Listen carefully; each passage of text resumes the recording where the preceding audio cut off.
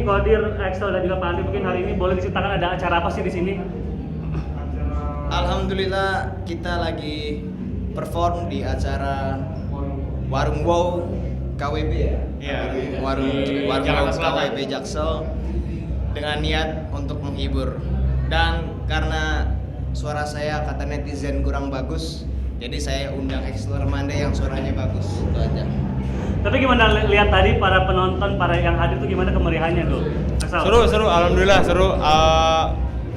Apresiasinya juga sangat bagus sekali sih buat Kodir dan buat saya gitu. Oke. Dul sendiri tadi sempat kaget tuh ada beberapa penonton yang kayak ikut nyanyi bareng Dul. Gimana Dul perasaannya? Iya, karena kan kalau kalau ngeband rock itu kan di zaman zilenial ini kan sedikit melawan arus, ya kan. Kalau kata sebenarnya banyak. Kalau kata label-label komersil zaman sekarang, lu mau jualan rock di mana gitu. Tapi itu kata mereka, itu kalau beda sama kita kan. Memang sedikit melawan arus, tapi memang nggak nyangka gitu tiba-tiba kok ada yang hafal lagunya, kok ada yang nyanyi bareng. Berarti kan stigma rock mau jualan di mana itu kan nggak bener juga gitu kan. Itu kan dogma gitu. Ya kita sih insya Allah yakin, percaya bahwa yang penting kita konsisten berkarya terus tanpa memikir hasilnya. Yang penting ikhlas, dan insya Allah kok hasil itu kan bonus. Benar. Semua karya ada penikmatnya kok. Benar sih. Pak Andi sendiri nih dari pihak Wow KWB mungkin Pak Andi kenapa memilih Kodir dan juga Axel nih untuk jadi bintang tamu hari ini? Nah ini ceritanya agak panjang ya. Jadi kami buka warung Wow, ini cabang yang ke-6 yang ada di Indonesia. Ini satu-satunya yang ada di Jakarta Selatan. Nanti next kita ada lagi di Jakarta. Nah kita udah 1 tahun nih. Kita lihat pengunjung kita itu milenial, rata-rata milenial ya. Dan setelah kita survei, banyak yang minta kalau kita datangkan artis, kira-kira siapa yang kalian mau gitu kan. Ternyata pilihannya jatuhnya ke Kodir. Dan Axel. Kalau Axel udah pernah main di sini dan udah heboh banget. Kalau Axel ya orang udah tahu ya. Tapi kalau untuk artis nasional itu jatuhnya ke Kodir. Dan acaranya sukses ya malam ini ya, sukses ya. Saya rasa di Jakarta Selatan ini warung Wow baru pertama kali. Dan kita akan menunggu kedatangan Kodir di outlet warung Wow yang ada di Jawa Timur. Oh, gitu. Jawa Bali ya? Oke, Jawa Bali. Okay. Semoga ya. Oke, ini Kodir ini memang acara offer kalian tuh memang banyak ya untuk beberapa bulan ini ya, atau gimana? Alhamdulillah bulan ini udah lumayan banyak dari yang dari awalnya kita nggak manggung sama sekali, manggung di acara underground, acara-acara grunge. Akhirnya alhamdulillah kita ya udah lumayan padat jadwalnya. Ya kita juga senang sih ada beberapa penonton yang udah bisa nyanyi lagu kita, walaupun 1 atau 2 saya tapi lebih mengapresiasi penonton yang nyanyi itu daripada yang cuma sok-sok suka sama lagu kita padahal nggak suka. Berarti kan nggak tulus. Ya. Sama kamu. Cuma yang paling penting beli tiket itu kan apa ya? Bagi saya sumber energi para seniman adalah apresiasi dari penikmat musik. Yes. Bagi saya. Ini kayaknya di beberapa kesempatan kelihatannya Kodir bareng sama Axel mulu. Apakah memang nanti akan gabung atau gimana nih? Kata netizen suara saya kurang bagus, jadi saya ajak Axel aja. Malah kata netizen mirip bapaknya nih. Hah? Malah kata netizen mirip bapaknya, Dul. Gimana Dul? Ya mungkin ayah juga niru Jim Morrison ya. Saya kan juga niru Jim Morrison gitu. Jadi ya mungkin mirip, satu referensi. Ya mau anaknya ya mirip lah. Iyalah, anaknya gimana? Dul, mungkin akan ada project kedepannya apalagi itu Dul mungkin untuk Nah Kodir itu sendiri? yang bisa jawab personel paling ganteng di Kodir. Oke, boleh. Waduh. Apa ya, proyek kedepannya kita akan merencanakan ya tadi kita bakal mempromokan lagi ya kan. Kita bakal tour, kita bakal semoga lah itu bakal tercapai dalam waktu yang dekat ini. Semoga masyarakat menanti kita dan suka karya-karya kita. Tapi kita juga bakal mempersiapkan album kedua ya. Ya, itu pasti berjalan juga. Axel. Semoga dia mau join Kodir. Rencananya mau collab sama Axel, semoga Axel mau. Kapan? Mau lah masa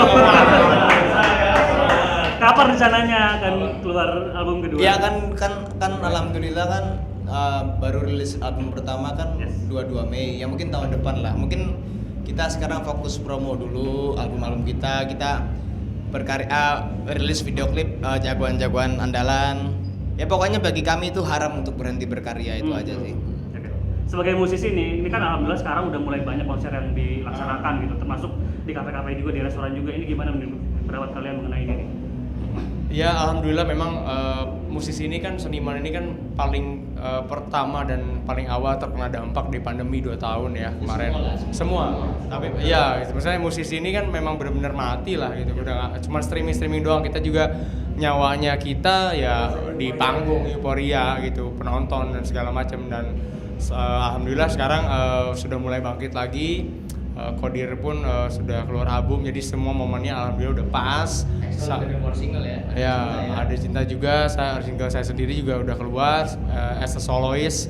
Yang mudah-mudahan nanti kedepannya Kodir dan kita semua yang ada di sini makin bagus lagi progresnya, makin maju, makin lebih dikenal, makin lebih disayangin karya-karyanya. Dan yang paling penting juga penontonnya pada sehat-sehat ya. Amin, amin, amin. Ini Kodir akan menjadi Dewa 19 Junior atau gimana sih mungkin? Oh saya nggak pernah berpikir dulu mungkin ya masih muda itu ada ambisi pingin melampaui Dewa 19, tapi saya pikir kadang-kadang pembuktian tuh nggak bagus juga ya. Misalkan saya manggung dengan rasa pembuktian harusnya energi cuma terkuras 30%, jadi terkuras 70%, kan mubazir. Jadi ya kita nggak usah banding-bandingin lah, dan nggak usah dibanding-banding ya kan. Nah jadi ya kita insya Allah jika Allah meridhoi ya kita akan berkarya terus sampai 30 tahun 40 tahun nanti gitu. Amin. Dan ya sebenarnya segini sih ya, mungkin karena ada duo ya, jadi dibandingin sama Dewa. Kodir ya Kodir, duo ya duo, Dewa ya Dewa ya sebenarnya gitu. Kita juga punya mimpi sebesar Dewa, bahkan melebihi gitu ya. Kalau mungkin dibandingin, jangan dibandingin sih karena beda generasi. Gitu ya, di Kodir ya Kodir, Dewa ya. ya mungkin lebih tepatnya jangan bandingkan masa kejayaan seseorang dengan masa merintis seseorang itu sih. Benar. Ini udah ada official name untuk fanbase gak sih? Nah belum. Nah, gimana nih? Jadi aku tuh agak kurang suka ketika kita mengasih nama fanbase gitu.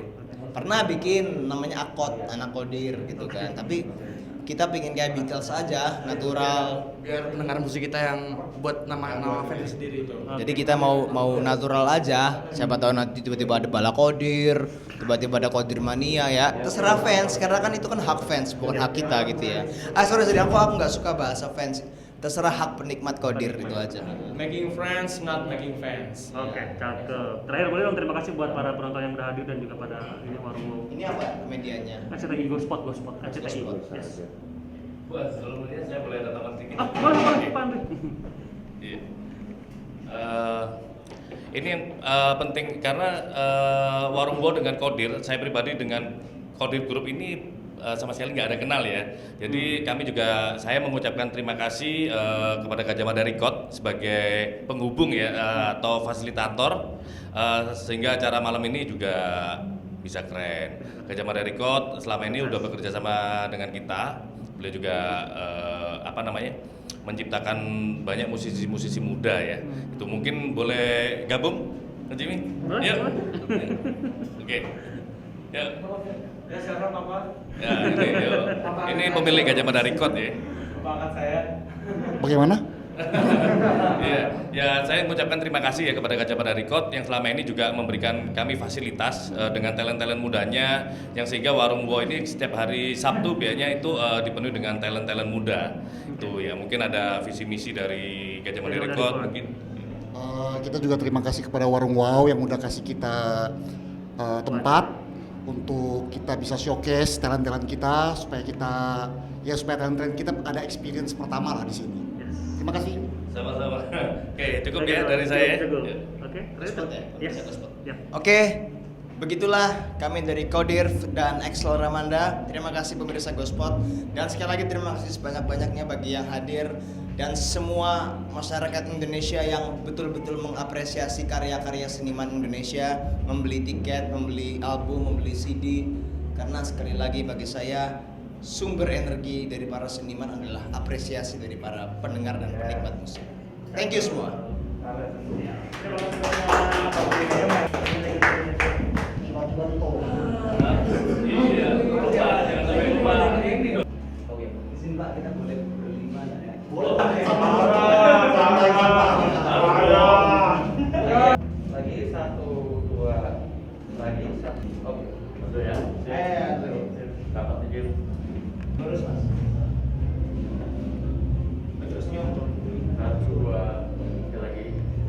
jangan. Boleh, boleh. Itu ya. Aku jaga apa ya? Aman? Ya, dong. Ya, dulu kita nggak tahu kok.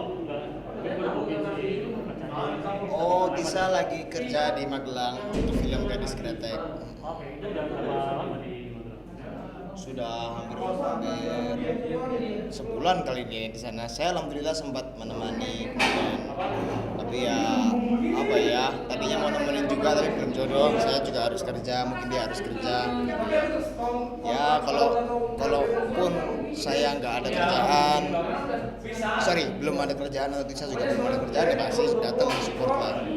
Dibaca juga melihat di postingannya kata-kata misi nih dari bisa isu katanya pada pas belum update kita berdua. Oh iya, kita LDR 10 hari soalnya. Ya tapi ya saya bilang ke Tisa ya ini latihan nanti ya kan kalau misalkan insya Allah meridhoi untuk menikah ya kita kan pasti kamu kerja aku kerja gitu kan, jadi anggap aja latihan gitu. Tapi biasanya kalau lagi LDR itu apa sih itu video call setiap hari kah atau gimana? LDR ya nggak masih kabar, video call, terus ya video call lah sekarang zaman mungkin kalau Dewa hidup di zaman sekarang ku terima video call gitu kan. Ini bucin terus tuh sama Tisa ini memang dua-duanya bucin.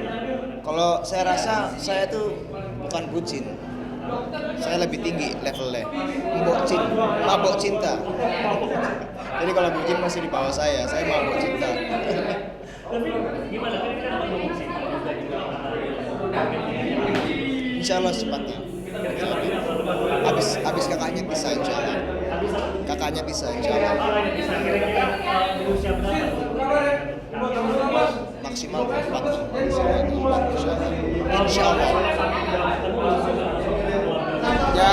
Ya sekarang memang kita berdua lagi di fase persiapan ya. Contoh saya alhamdulillah sudah buka rekening khusus tabungan nikah dan juga saling lebih mengenali satu sama lain dan lebih berkomunikasi, lebih terbuka, lebih apa adanya dan lebih mendekati keluarganya juga. Mungkin saya juga sering curhat sama ibunya Tisa, mungkin juga sebaliknya Tisa sering curhat sama bunda. Ya lagi di tahap persiapan gitu kan, karena kan namanya pernikahan itu kan sakral, harus dipersiapkan dengan matang-matang gitu ya. Dan Tisa kan biasanya kayak dimanja nih sama bunda Maya, apalagi kemarin pas ulang tahun dikasih stickers. Ini gimana nih kedekatan antara? Ya alhamdulillah bagi saya itu bonus lah ya, itu bonus bagi saya.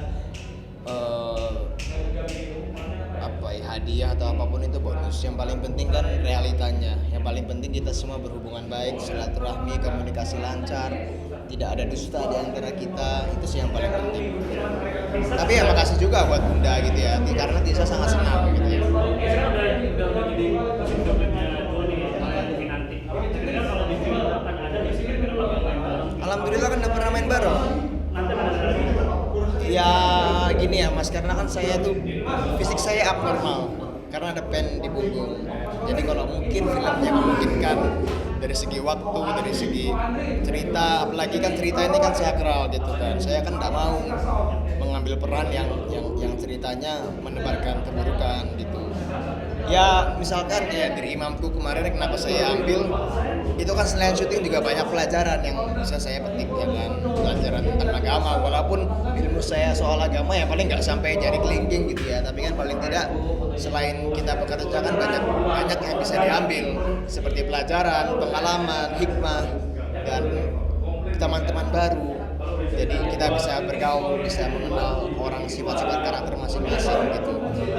Ya lihat sikon. Dulu kan ini kan bisa dikatakan calon yang punya calon ada tuh cuma 2 orang bisa. Kalau ternyata baru putus gratis. Jadi gimana Dul Ya kita ya Ariel Dul ya kakak beradik ya tugasnya saling support dan harus kompak. Harus kompak dong, kakak adik kan harus kompak. Jadi ya kadang-kadang saya datang gitu ngasih semangat, curhat-curhat. Contoh kakak waktu itu lagi sakit ya, saya kasih coklat.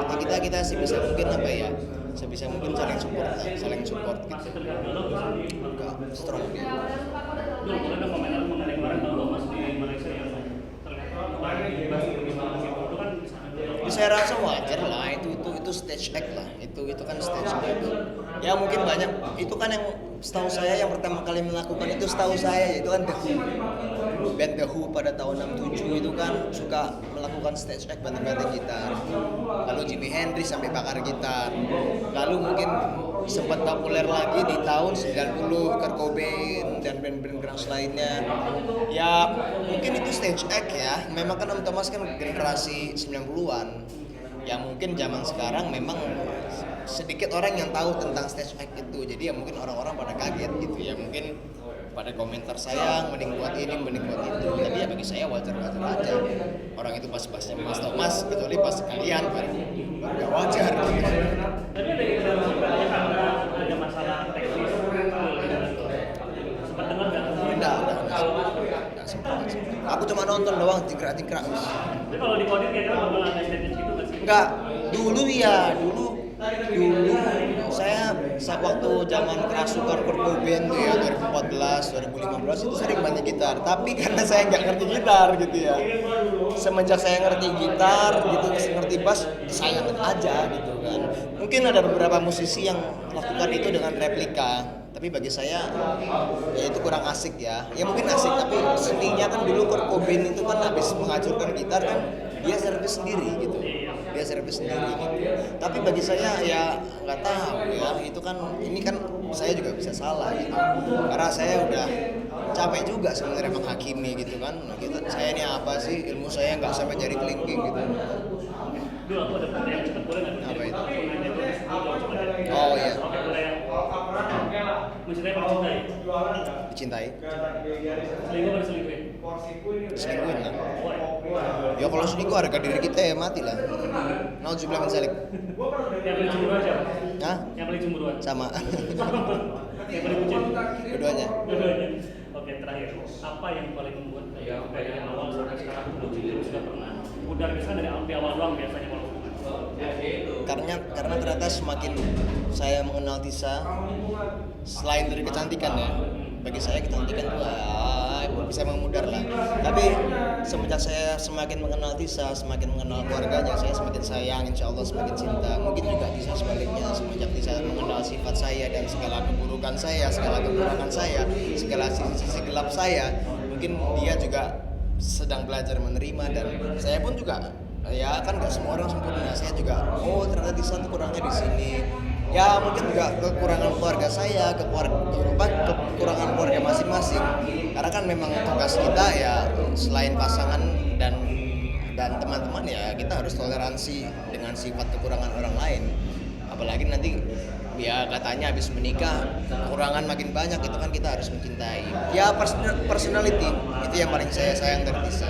Tambah lagi untuk dari kanan nih apa yang masing-masing? Enggak. Percaya juga rela. Awal-awal mungkin iya, tapi sekarang udah enggak.